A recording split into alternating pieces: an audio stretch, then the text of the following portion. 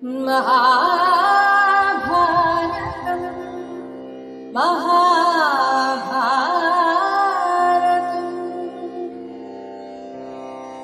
यदा यदा हि धर्मस्य ग्लानिर्भवति भारत अभ्युत्थानमधर्मस्य तदात्मानं सृजाम्यहम्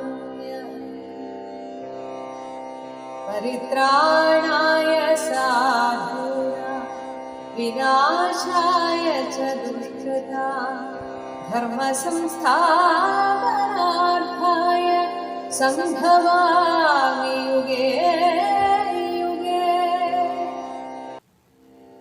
ജരാസന്ധനെ വധിക്കുക എന്ന ഉദ്ദേശത്തോടെ ഭഗവാനും അർജുനനും ഭീമനും അങ്ങനെ മഗധരാജ്യത്തിലേക്ക് പുറപ്പെട്ടു. പോകുന്ന വഴിക്ക് ഓരോ സ്ഥലത്തെയും ചരിത്ര വസ്തുതകളൊക്കെ ഭഗവാൻ പറഞ്ഞു കൊടുക്കുകയാണ്. അതുകൊണ്ട് ആ യാത്ര തന്നെ വളരെ നല്ല രസകരമായിട്ടാണ് ഇവിടെ വ്യാസഭഗവാൻ വർണ്ണിച്ചിരിക്കുന്നത്.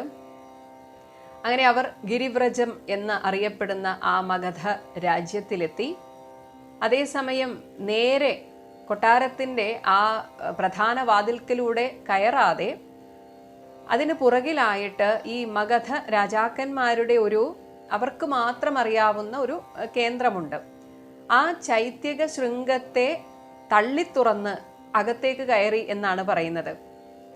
അതായത് നേരെ വന്നു കഴിഞ്ഞാൽ ഒരു പക്ഷേ ഭടന്മാരൊക്കെ പിടിച്ച് അന്വേഷിച്ച് അതിനൊന്നും നിന്നു കൊടുക്കാതെ നേരെ ചൈത്യക ശൃംഗത്തിലെത്തി ആ വഴി ഒരു തരത്തിൽ പറഞ്ഞാൽ അതിക്രമിച്ച് കടക്കുകയാണ് അവർ ചെയ്തത്. പക്ഷെ എന്തുകൊണ്ടോ ആ ഭാഗത്തുകൂടെ ആരും വരാതിരിക്കുന്നത് കൊണ്ടാകാം ആരും ശ്രദ്ധിച്ചില്ല. ചൈത്യക ശൈലശൃംഗം കുത്തിത്തുറന്ന് അവർ ഉള്ളിക്കയറിയപ്പോൾ അവിടെ കണ്ടത് ഈ ജരാസന്ധന്റെ അച്ഛനായ ബൃഹദ്രഥൻ ഋഷഭൻ എന്ന ഒരാളെ കൊന്നിരുന്നു. ആ ഋഷഭന്റെ തോലുകൊണ്ട് 3 പെരുമ്പറ തീർത്ത് തൻ്റെ പുരത്തിൽ രാജാവ് വെച്ച് പൂക്കൾ അർപ്പിച്ച് പൂജിക്കുന്നു ആ ഭേരികൾ. അങ്ങനെ ഒരു ഭേരികൾ അവിടെ മുഴങ്ങുന്നുണ്ട്. ആ ഭേരികൾ 3 പൊട്ടിച്ചാണ് അവർ ചൈത്യപ്രാകാരത്തിൽ കയറിയത് എന്ന് പറയുന്നു. ദ്വാരത്തിന്റെ അഭിമുഖമായിട്ട് ആയുധപാണികളായി അവർ കയറി മഗധരുടെ ചൈത്യകത്തിലെത്തി. അതൊരു പ്രത്യേക വഴിയാണ് ഈ ചൈത്യകം എന്ന് പറയുന്നത്. എന്തായാലും ഇങ്ങനെയുള്ള അവരുടെ ആ കടന്നു കയറ്റം തന്നെ ജരാസന്ധന്റെ തലയിൽ ചവിട്ടുന്ന കാൽവെപ്പായിരുന്നു എന്നാണ് ഇവിടെ പറയുന്നത്. അങ്ങനെ അവർ പ്രധാന ഗോപുരത്തിൽ നിന്ന് കയറുന്നത് രാജവീഥിയിലേക്കാണ്. അങ്ങനെ രാജവീഥിയിൽ കയറി നടന്നു പോകുമ്പോൾ ആ രാജ്യത്തിൻ്റെ ആ മഹിമ വിളിച്ചോതുന്നതായിരുന്നു.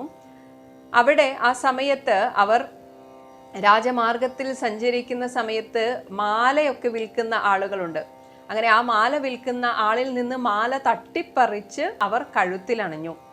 അതേസമയം ഇവർ പോയിരിക്കുന്നത് സ്നാതക ബ്രാഹ്മണന്മാരുടെ വേഷത്തിലാണ്.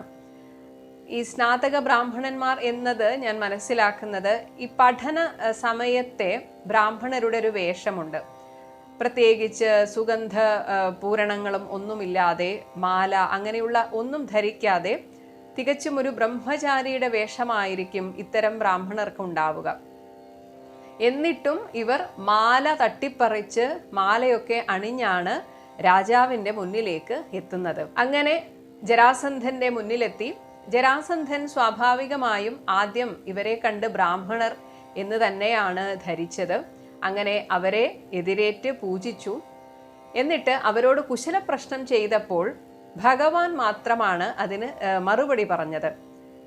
എന്തുകൊണ്ട് മറ്റു 2 പേരും സംസാരിക്കുന്നില്ല എന്നതിന് ഭഗവാൻ പറഞ്ഞത് ഇവർ അർദ്ധരാത്രിക്ക് ശേഷം മാത്രമേ സംസാരിക്കുകയുള്ളൂ, അത് അവരുടെ ഒരു വ്രതമാണ് എന്ന് ഭഗവാൻ പറയുകയാണ്. ഒരു പക്ഷേ അർജുനനും ഭീമനും സംസാരിക്കുമ്പോൾ ആ ബ്രാഹ്മണരുടേതായ ഒരു വിനയമൊന്നും വരില്ലായിരിക്കാം. അത് മനസ്സിലാക്കിയിട്ടാണ് ഭഗവാൻ പറഞ്ഞത് ഇപ്പോൾ അവർ സംസാരിക്കില്ല, അർദ്ധരാത്രിക്ക് ശേഷമേ അവർ സംസാരിക്കുള്ളൂ. അങ്ങനെ ജരാസന്ധൻ പിന്നീട് അർദ്ധരാത്രിക്ക് ശേഷം അതിനായിട്ട് ഇവരെ കാണാനായിട്ട് ഇവർ താമസിക്കുന്ന ആ മന്ദിരത്തിൽ എത്തുകയാണ്. അങ്ങനെ അർദ്ധരാത്രി ഇവരുടെ അടുത്തെത്തിയ ജരാസന്ധനോട് ഭഗവാൻ പറയുകയാണ്, അങ്ങേക്ക് ബുദ്ധിമുട്ടുകൂടാതെ സ്വസ്തി ഭവിക്കട്ടെ. കൊല്ലാൻ വന്ന ആളോടാണ് പറയുന്നത് അങ്ങേക്ക് സ്വസ്തി ഭവിക്കട്ടെ എന്ന്. എന്നിട്ട് ഇവർ 3 പേരും പരസ്പരം കണ്ണിട്ട് നോക്കുകയാണ്. ഇവരുടെ ഉദ്ദേശം ജരാസന്ധനെ കൊല്ലുക എന്നതാണ്. എന്നിട്ടാണ് സ്വസ്തി ഭവിക്കട്ടെ എന്ന് ആശംസിക്കുന്നത്. അങ്ങനെ അവർ പരസ്പരം കണ്ണിട്ട് നോക്കുകയാണ്. അതേസമയം ജരാസന്ധൻ പറയുന്നു, പൊതുവെ ഈ സ്നാതക ബ്രാഹ്മണർ ഇപ്രകാരം ഇങ്ങനെയുള്ള ലേപനങ്ങളൊന്നും കൈക്കൊള്ളാറില്ല, ഞാൻ അങ്ങനെ കണ്ടിട്ടില്ല. അപ്പോൾ എന്തുകൊണ്ടാണ് നിങ്ങൾ ഇങ്ങനെ പൂവൊക്കെ ചൂടി നടക്കുന്നത്? അതേസമയം നിങ്ങളുടെ കയ്യിൽ ഞാണിൻ്റെ കലയുണ്ടല്ലോ, നിങ്ങളുടെ മുഖത്ത് ഒരു ക്ഷാത്ര തേജസ്സുണ്ട്. സത്യം പറയൂ, ശരിക്കും നിങ്ങൾ ആരാണ്? ഇവിടെ ഭഗവാൻ പറയുന്ന ഒരു മറുപടി ഉണ്ട്. അത് അതുപോലെ വായിക്കുമ്പോഴാണ് അതിൻ്റെ ഒരു രസം. ഭഗവാൻ പറയുകയാണ്, രാജാവേ, ഞങ്ങൾ സ്നാതക ബ്രാഹ്മണരാണെന്ന് വിചാരിക്കുക. സ്നാതകവ്രതരായി ബ്രാഹ്മണന്മാരുണ്ട്, ക്ഷത്രിയന്മാരുണ്ട്, വൈശ്യന്മാരുണ്ട്. അതായത് ഗുരുകുലത്തിൽ പഠിക്കുന്നവരെയൊക്കെ ഒറ്റ നോട്ടത്തിൽ ഒരുപോലെ തോന്നും. അതിപ്പോൾ ബ്രാഹ്മണരായാലും ശരി, വൈശ്യനായാലും ശരി, ക്ഷത്രിയനായാലും ശരി. പിന്നെ വിശേഷമുള്ള ക്ഷത്രിയൻ ലക്ഷ്മിയോട് കൂടിയവനാകും. ഇതൊക്കെ ഭഗവാന്റെ ഓരോ കൗശലപൂർണമായ വർത്തമാനങ്ങളാണ്. എന്തിനാണ് പൂവ് ചൂടിയത് എന്നാണല്ലോ ചോദിച്ചത്. അപ്പോൾ ലക്ഷ്മിയോട് കൂടിയവന് പുഷ്പം ഒരു അലങ്കാരമാണ്. കാരണം പുഷ്പത്തിൽ ശ്രീ നിൽക്കുന്നു, അതുകൊണ്ട് ഞങ്ങളൊക്കെ പുഷ്പം ധരിച്ചിരിക്കുന്നു. പിന്നെ ക്ഷത്രിയൻ ബാഹുവീര്യനാണ്. ക്ഷത്രിയന് വാഗ്വീര്യം ഇല്ല. അതായത് വാക്കുകൊണ്ടുള്ള പടുത്വം, ആ ഒരു കഴിവ് ക്ഷത്രിയനില്ല. വിവരമില്ലാത്തവനെ പോലെയാണല്ലോ അങ്ങയുടെ സംസാരം. ക്ഷത്രിയന്മാർക്ക് വീര്യം കൈകൾക്കാണല്ലോ വിധിച്ചിട്ടുള്ളത്. ഇനിയിപ്പോൾ അത് കാണാനാണ് അങ്ങേക്ക് മോഹമെങ്കിൽ, അതായത് ഞങ്ങൾ ക്ഷത്രിയന്മാരാണോ വൈശ്യന്മാരാണോ എന്നൊരു സംശയമുണ്ടെങ്കിൽ ഞങ്ങളത് കാണിച്ചു തരാം, കൈക്കരുത്തുകൊണ്ട് കാണിച്ചു തരാം എന്നാണ്. ഇനി പറയുന്നു, ഉപായമാകുന്ന ദ്വാരത്തിലൂടെ ശത്രുഗൃഹത്തിലും ശരിയായ വാതിൽ കടന്ന് മിത്രമന്ദിരത്തിലും ധീരന്മാർ ചെല്ലുന്നു. അപ്പോൾ ഇവർ നേരായ വഴിയിലല്ല വന്നത്. അതിലൂടെ തന്നെ ഭഗവാൻ സൂചിപ്പിക്കുകയാണ്, ഞങ്ങൾ അങ്ങയുടെ ശത്രുക്കളാണ്. അപ്പോൾ നേരത്തെ ചോദിച്ചല്ലോ, എന്തുകൊണ്ടാണ് എൻ്റെ അർച്ചനകളൊന്നും നിങ്ങൾ ശരിക്ക് സ്വീകരിക്കാത്തത്? അതിനുള്ള കാരണമാണ് ഭഗവാൻ പറയുന്നത്. കാര്യത്തിനു വേണ്ടി ശത്രുവിൻ്റെ ഗൃഹത്തിൽ കടന്നാൽ പിന്നെ അവൻ്റെ അർച്ചന സ്വീകരിക്കുവാൻ പാടില്ല എന്നാണ് ഞങ്ങളുടെ ദൃഢമായ വ്രതം. അപ്പോൾ ജരാസന്ധന് സംശയമായി, ഞാൻ എന്ത് തെറ്റാണ് നിങ്ങളോട് ചെയ്തത്? ഞാനൊരു തെറ്റും ചെയ്തതായിട്ട് എൻ്റെ ഓർമ്മയിലില്ല. പറയൂ, ഞാൻ എന്ത് തെറ്റാണ് നിങ്ങളോട് ചെയ്തത്? അപ്പോൾ ഭഗവാൻ പറയുകയാണ്, നീ ഒരു തെറ്റും ചെയ്തിട്ടില്ല എന്നല്ലേ പറയുന്നത്? അപ്പോൾ ഈ നാട് വാഴുന്ന ക്ഷത്രിയരെ മുഴുവൻ തടവിലാക്കുന്നത് നല്ല കാര്യമാണോ? അത് അധർമ്മമല്ലേ? അപ്പോൾ മാന്യനായ ഒരു രാജാവ് സാധുക്കളായ രാജാക്കന്മാരെ ഹിംസിക്കുമോ? നൃപന്മാരെ കൊണ്ട് മഹാദേവന് ബലി കൊടുക്കാൻ നീ ഉദ്ദേശിക്കുന്നില്ലേ? അതൊക്കെ ധർമ്മമാണെന്നാണോ നീ വിചാരിക്കുന്നത്? നരബലി ഒരു ശാസ്ത്രത്തിലും വിധിച്ചതായി ഞങ്ങൾ കാണുന്നില്ല. പിന്നെ എന്തുകൊണ്ട് നീ മനുഷ്യരെ കൊന്ന്, അതും രാജാക്കന്മാരെ കൊന്ന് മഹാദേവന് യാഗം നടത്തുന്നു? അങ്ങനെ ജരാസന്ധൻ ചെയ്തുകൊണ്ടിരിക്കുന്ന തെറ്റെന്താണ് എന്ന് ബോധിപ്പിച്ചതിന് ശേഷം ഭഗവാൻ തുറന്നു പറയുകയാണ്, അങ്ങയുമായി പൊരുതുവാൻ വന്ന ഞങ്ങൾ ബ്രാഹ്മണരല്ല, ഋഷികേശനായ കൃഷ്ണനാണ് ഞാൻ. വീരന്മാരായ ഇവർ പാണ്ഡവന്മാരാണ്. നിന്നെ ഞങ്ങൾ പോരിന് വിളിക്കുന്നു. മാഗധ, സ്ഥിരമായി ഞങ്ങളോട് പൊരുതുക. ഒന്നുകിൽ നീ തടവിലാക്കിയ രാജാക്കന്മാരെ വെറുതെ വിടുക, അല്ലെങ്കിൽ ഞങ്ങളുമായിട്ട് യുദ്ധം ചെയ്യുക. ഞങ്ങളിൽ ആരോടെങ്കിലും യുദ്ധം ചെയ്ത് കാലപുരിക്ക് പോവുക. ഇതായിരുന്നു ഭഗവാന്റെ വാക്യം. അപ്പോൾ ജരാസന്ധൻ പറയുകയാണ്, ഞാൻ ഒരു തെറ്റും ചെയ്തിട്ടില്ല. ഞാൻ ചില രാജാക്കന്മാരുമായിട്ട് യുദ്ധം ചെയ്തു. യുദ്ധത്തിൽ തോൽപ്പിച്ച രാജാക്കന്മാരെ മാത്രമേ ഞാൻ തടവിലിട്ടിട്ടുള്ളൂ. അതിലെന്താണ് തെറ്റ്? പിന്നെ മഹാദേവന് ബലി കൊടുക്കാനായിട്ട് ഞാൻ തടവിലിട്ട ഈ രാജാക്കന്മാരെ അങ്ങ് പറഞ്ഞത് കൊണ്ട് മാത്രമൊന്നും ഞാൻ വിടാൻ ഉദ്ദേശിക്കുന്നില്ല. ഇനി അങ്ങ് പറയുന്നത് പോലെ യുദ്ധമെങ്കിൽ യുദ്ധം എനിക്ക് സമ്മതമാണ്. നിങ്ങളിൽ ആരോടെങ്കിലും ഒരാളോട് ഞാൻ യുദ്ധം ചെയ്യുന്നതാണ് എന്ന് ജരാസന്ധൻ പറഞ്ഞു. അതേസമയം എന്തുകൊണ്ടോ ജരാസന്ധന് തൻ്റെ അവസാനമായി എന്ന് തോന്നിയതുകൊണ്ടോ എന്തോ തൻ്റെ മകനായ സഹദേവനെ, ജരാസന്ധന്റെ മകന്റെ പേരും സഹദേവൻ എന്നാണ്, തൻ്റെ മകനായ സഹദേവനെ രാജാവാക്കി അഭിഷേകം ചെയ്തിട്ടാണ് ഇവരോട് യുദ്ധത്തിന് വരുന്നത്. അതിൽ തന്നെ ഭീമനോട്, കാരണം കാഴ്ചയ്ക്കും എല്ലാം കൊണ്ടും തനിക്കൊത്തവൻ എന്ന് തോന്നിയത് ഭീമനെയാണ്.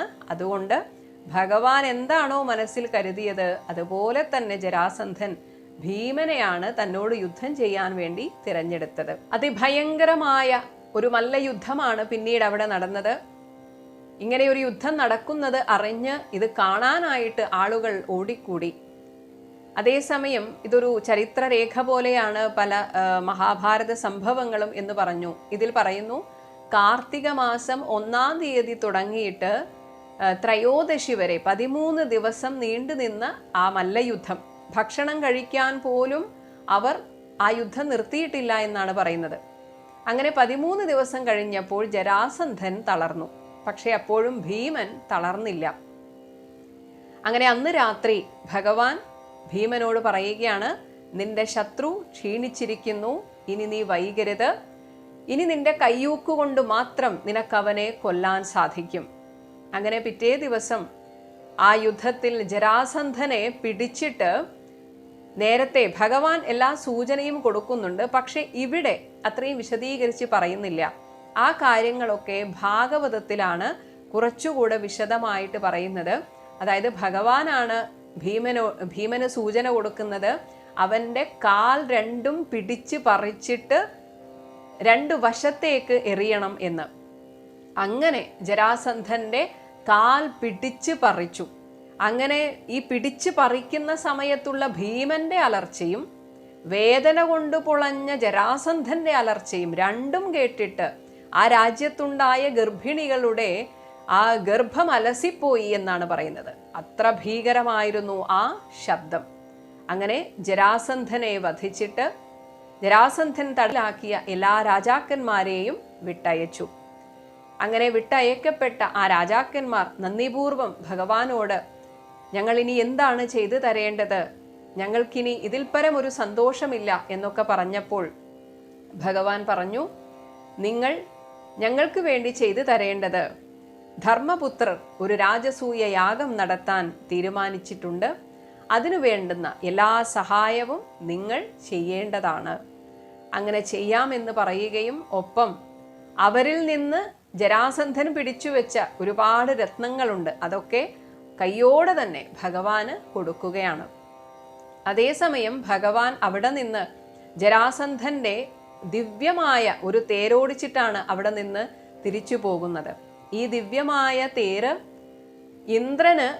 ഇന്ദ്രൻ വസുവിന് കൊടുത്തു. വസു ഈ ജരാസന്ധന്റെ അച്ഛനായ ബൃഹദ്രഥന് കൊടുത്തു. ബൃഹദ്രഥൻ ജരാസന്ധന് കൊടുത്തു. അങ്ങനെ അത്രയും ദിവ്യമായ തേജസ്സുള്ള ആ രഥത്തിൽ കയറി ഭഗവാനും അർജുനനും ഭീമനും തിരിച്ച് ഇന്ദ്രപ്രസ്ഥത്തിലെത്തി. എല്ലാവരും വളരെ സന്തോഷത്തോടെ ജരാസന്ധൻ വധിക്കപ്പെട്ടു എന്ന ആ സന്തോഷ വാർത്ത ആഹ്ലാദ ആരവത്തോടു കൂടിയാണ് എല്ലാവരും ചെവിക്കൊണ്ടത്. ഇങ്ങനെ രാജസൂയത്തിന് തടസ്സമായി നിന്നേക്കാവുന്ന ഒരു വൻ മതിലിനെ തകർത്തെറിഞ്ഞിട്ട് എല്ലാ സഹായവും ന്യായവും നീതിയും ഒക്കെ പറഞ്ഞുകൊടുത്ത ഭഗവാൻ അതിനുശേഷം വീണ്ടും ദ്വാരകയിലേക്ക് തിരിച്ചുപോയി. ഇനി വേണ്ടത് ഈ രാജസൂയ യാഗത്തിനുള്ള ധനം അത് കൈവശപ്പെടുത്തണം. അതിനായിട്ടുള്ള ദിഗ്വിജയ യാത്രയ്ക്കായിട്ട് ധർമ്മപുത്രർ ഒഴിച്ചുള്ള പാണ്ഡവരൊക്കെ ഇറങ്ങുകയാണ്. ഇതിൽ അർജുനൻ വടക്ക് ദിക്കിലേക്ക് പോയി, ഭീമൻ കിഴക്ക് ദിക്കിലേക്ക് പോയി, പടിഞ്ഞാറ് ദിക്കിലേക്ക് നകുലൻ പോയി, തെക്കേ ദിക്ക് അതായത് നമ്മുടെയൊക്കെ നാട്ടിലേക്ക് വന്നത് സഹദേവനാണ്. ഇങ്ങനെയുള്ള ഇവരുടെ ഈ ദിഗ്വിജയ യാത്രയും ആ യാത്രയിൽ അവർ ഏതൊക്കെ നാടുകളെയാണ് പോയി ജയിച്ചത്, ഏതൊക്കെ രാജ്യങ്ങളെ വെട്ടിപ്പിടിച്ചു, എത്രമാത്രം ധനം സമ്പാദിച്ചു, ഇങ്ങനെയൊക്കെയുള്ള വളരെ വിശദീകരിച്ച ഭാഗമാണ് പിന്നീട് വരുന്നത്. ഭീമൻ കിഴക്ക് ദിക്കിലേക്കാണ് പോയത്. അവിടെ ചെന്നിട്ട് കണ്ട പ്രതാപശാലിയായ മറ്റൊരു രാജാവായിരുന്നു ശിശുപാലൻ, ചേതി രാജാവായ ശിശുപാലൻ. ഒരു പക്ഷേ ജരാസന്ധൻ കൊല്ലപ്പെട്ടു എന്നത് അറിഞ്ഞപ്പോൾ തന്നെ പല രാജാക്കന്മാരും പത്തിമടക്കി. ശരിക്കും ശിശുപാലനിൽ നിന്നൊക്കെ ഒരു എതിർപ്പ് പ്രതീക്ഷിച്ചിരുന്നു. പക്ഷേ ശിശുപാലൻ വളരെ സൗഹാർദ്ദത്തോടു കൂടിയാണ് ഭീമനോട് പെരുമാറിയത്. മാത്രമല്ല എല്ലാ സഹായവും എത്ര ധനധാന്യങ്ങൾ വേണമെങ്കിലും തരാമെന്ന് ശിശുപാലൻ പറയുകയും ചെയ്തു. അങ്ങനെ ശിശുപാലന്റെ സത്കാരമൊക്കെ ഏറ്റുവാങ്ങിക്കൊണ്ട് ഏകദേശം 1 മാസത്തോളം ഭീമൻ അവിടെ താമസിച്ചു എന്നാണ് പറയുന്നത്. തെക്കൻ ദിക്കിലേക്ക് വന്ന സഹദേവൻ കേരളത്തിലൊക്കെ വന്നതായിട്ട് ഇവിടെ പറയുന്നുണ്ട്. അതായത് ആ വീരൻ, അതായത് സഹദേവൻ പിന്നീട് പാണ്ഡ്യർ, ദ്രാവിഡർ, ഉണ്ട്ര കേരളക്കാർ, ആന്ധ്രക്കാർ, താലവന്മാർ ഇങ്ങനെയുള്ളവരെയും ആടവി എന്ന രമണീയപുരത്തെയും യവനന്മാരുടെ നഗരത്തെയും ഒക്കെ തൻ്റെ വശത്താക്കി. അതൊക്കെ ദൂതന്മാരെ മാത്രം പറഞ്ഞയച്ച് വശത്താക്കി എന്നാണ് പറയുന്നത്. അതുപോലെ ആദ്യം പറയുന്നു ഒറ്റക്കാലന്മാരും വനവാസികളുമായ കേരളരെയും പാട്ടിലാക്കി എന്ന് പറയുന്നുണ്ട്. അതും കഴിഞ്ഞിട്ട് കടൽക്കരയിലെത്തി ബുദ്ധിമാനായ സഹദേവൻ ലങ്കയിൽ പോവുകയാണ്. ആ സമയത്തും അവിടെ വിഭീഷണൻ രാജ്യം ഭരിക്കുന്നു എന്ന് പറയുകയാണ്. അതായത് സഹദേവൻ പുലസ്ത്യന്റെ വംശജനായ വിഭീഷണന് ദൂതനെ വിട്ടു. എന്നിട്ട് ഈ സഹദേവന്റെ ശാസനം പ്രീതിപൂർവം സ്വീകരിച്ച വിഭീഷണൻ ഒരുപാട് രത്നങ്ങളും അകിൽ, ചന്ദനം, ദിവ്യമായ ആഭരണങ്ങൾ ഇതെല്ലാം സഹദേവന് കൊടുത്തയച്ചു. ഇങ്ങനെ എല്ലാ ദിക്കിലുമുള്ള രാജാക്കന്മാരെ ജയിച്ചു. അതുപോലെ നകുലൻ പോയത് പടിഞ്ഞാറേ ദിക്കിലേക്കാണ്. ഇങ്ങനെ ആ രാജസൂയ യജ്ഞം നടത്താനുള്ള അത്രയധികം ധനം സംഭരിച്ചുകൊണ്ടാണ് ഈ 4 പാണ്ഡവരും തിരിച്ചു വന്നത്. അപ്പോൾ പിന്നെ ഇനി ഒട്ടും വൈകിപ്പിക്കേണ്ട, രാജസൂയം നടത്താം എന്ന ആ തീരുമാനം ഉണ്ടായിക്കഴിഞ്ഞു. ഈ സമയത്ത് വീണ്ടും ഭഗവാനൊക്കെ അവിടേക്ക് സന്നിഹിതനാവുകയാണ്. ഇവിടെ യുധിഷ്ഠിരൻ പറയുന്നു, അല്ലയോ കൃഷ്ണ, ഭൂമി അങ്ങയ്ക്കു വേണ്ടി എനിക്ക് കീഴടങ്ങിയിരിക്കുന്നു. അങ്ങയുടെ പ്രസാദത്താൽ ധാരാളം ധനവും വന്നു ചേർന്നിരിക്കുന്നു. ഇതൊക്കെ ബ്രാഹ്മണർക്കും അഗ്നിക്കും ഉചിതമായി വിധിപ്രകാരം ഉപയോഗപ്പെടുത്തുവാൻ ഞാൻ ആഗ്രഹിക്കുന്നു. ഞാൻ ഭവാനോടുകൂടി യാഗം ചെയ്യുവാൻ ആഗ്രഹിക്കുന്നു. അനുജന്മാരുമായി ഭവാൻ എന്നെ അതിന് അനുവദിച്ചാലും. എന്നിട്ട് ഭഗവാനോട് പറയുകയാണ്, അങ്ങ് തന്നെ ദീക്ഷിക്കുക. അതായത് യജമാനനായിട്ട് ദീക്ഷയെടുത്ത് ഇരിക്കേണ്ടത് ഏറ്റവും പ്രധാനപ്പെട്ട ആരാണോ രാജസൂയ യാഗം നടത്തുന്നത് അയാളാണ്. അപ്പോൾ ശരിക്കും ഇവിടെ യുധിഷ്ഠിരനാണ് ഇരിക്കേണ്ടത്. പക്ഷേ യുധിഷ്ഠിരൻ പറയുന്നു, ഭഗവാനെ അങ്ങിരുന്നാൽ മതി, എനിക്ക് വേണ്ടി അങ്ങിരിക്കൂ എന്ന് പറയുന്നു. അങ്ങ് യാഗം ചെയ്താൽ എൻ്റെ പാപമൊക്കെ നീങ്ങും. അല്ലെങ്കിൽ അനുജന്മാരോടുകൂടി എന്നെ ഭവാൻ അനുവദിക്കുക. എന്നിട്ട് പറയുന്നു, കൃഷ്ണ, ഭവാന്റെ അനുവാദമുണ്ടെങ്കിൽ ഈ ഉത്തമമായ യാഗം ഞാൻ ചെയ്യുന്നതാണ്. ഇങ്ങനെയൊക്കെ പറഞ്ഞ ആ ധർമ്മപുത്രരോട് ഭഗവാൻ പറയുകയാണ്, അങ്ങ് തന്നെയാണ് സാമ്രാജ്യത്തിന് അർഹനായിട്ടുള്ളയാൾ.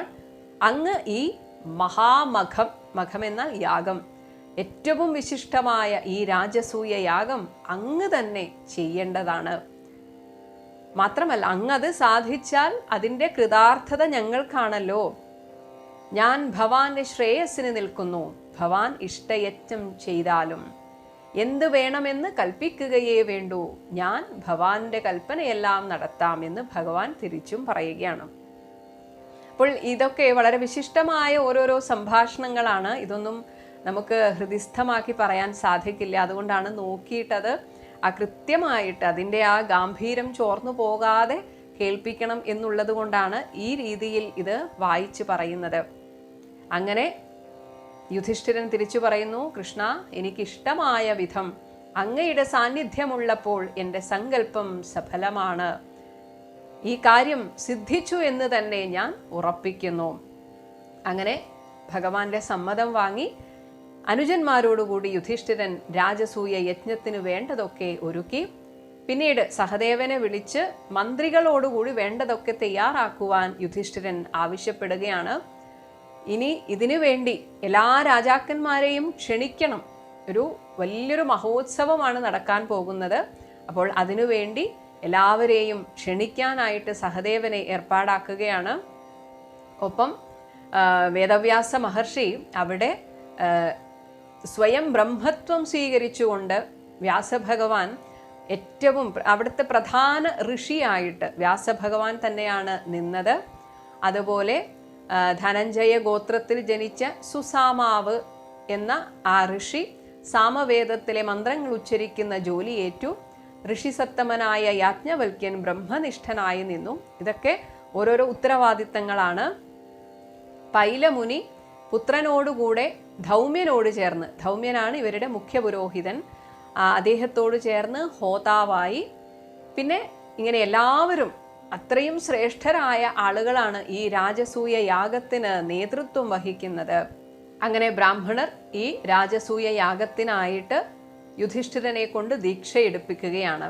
അതൊരു തരം വ്രതമാണ്. ഈ ഒരു വ്രതം എടുത്തുകൊണ്ട് യുധിഷ്ഠിരൻ ദീക്ഷയെടുത്തു. ഓരോ ദിക്കിൽ നിന്നും വന്നു ചേർന്ന ബ്രാഹ്മണർ ധർമ്മപുത്രരുടെ ആജ്ഞപ്രകാരം തീർത്ത ഓരോരോ ഗൃഹങ്ങളിൽ അവർ പ്രവേശിച്ചു. എല്ലാവർക്കും അന്നവും വസ്ത്രവും നൽകി യഥോചിതം യഥായോഗ്യം എല്ലാവരെയും സ്വീകരിച്ചു. അതുപോലെ എല്ലാവരും ഒരു സന്തോഷത്തിൻ്റെ നിമിഷങ്ങളാണ് പിന്നീട് ഉണ്ടായത്. അതാണ് ഓരോ ഫലിതങ്ങളും നേരം പോക്കുകളും ഒക്കെ പറഞ്ഞ് അവിടെ സന്തോഷത്തോടെ അവർ പാർക്കുകയാണ്. ഈ സമയത്ത് യുധിഷ്ഠിരൻ നകുലനെ വിളിച്ചിട്ട് പറഞ്ഞു, ഹസ്തിനാപുരിയിൽ പോയിട്ട് എല്ലാവരെയും ക്ഷണിച്ചു കൊണ്ടുവരണം. അങ്ങനെ ധൃതരാഷ്ട്രരും വിതുരരും കൃപനും യുധിഷ്ഠിരനിൽ നിന്നുള്ള ആ സ്നേഹമുള്ള എല്ലാ ഭ്രാതൃജനങ്ങൾക്കും സന്ദേശം അയച്ചു. ഇവരെ ക്ഷണിച്ച് കൂട്ടിക്കൊണ്ടുവരുവാൻ നകുലനെ പറഞ്ഞു വിടുകയും ചെയ്തു.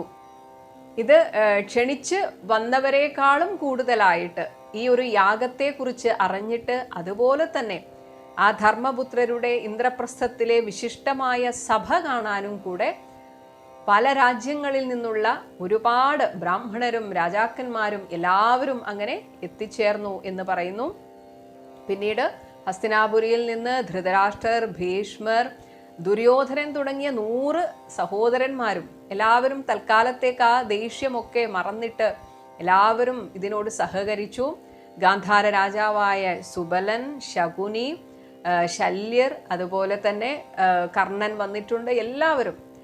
എല്ലാവരെയും സ്വീകരിക്കുകയും അങ്ങനെ ഒരു ബഹളമയമായ ഒരു അന്തരീക്ഷമാണ് അവിടെ ആ രാജസൂയ യാഗത്തിന് ഉണ്ടായിരുന്നത്. അതുപോലെ ഓരോരോ ഉത്തരവാദിത്തങ്ങൾ ഓരോരുത്തരെ ഏൽപ്പിക്കുകയാണ്. ആരൊക്കെ എന്തൊക്കെയാണ് ചെയ്തത് എന്ന് വളരെ വിശദമായിട്ട് പറയുന്നുണ്ട്.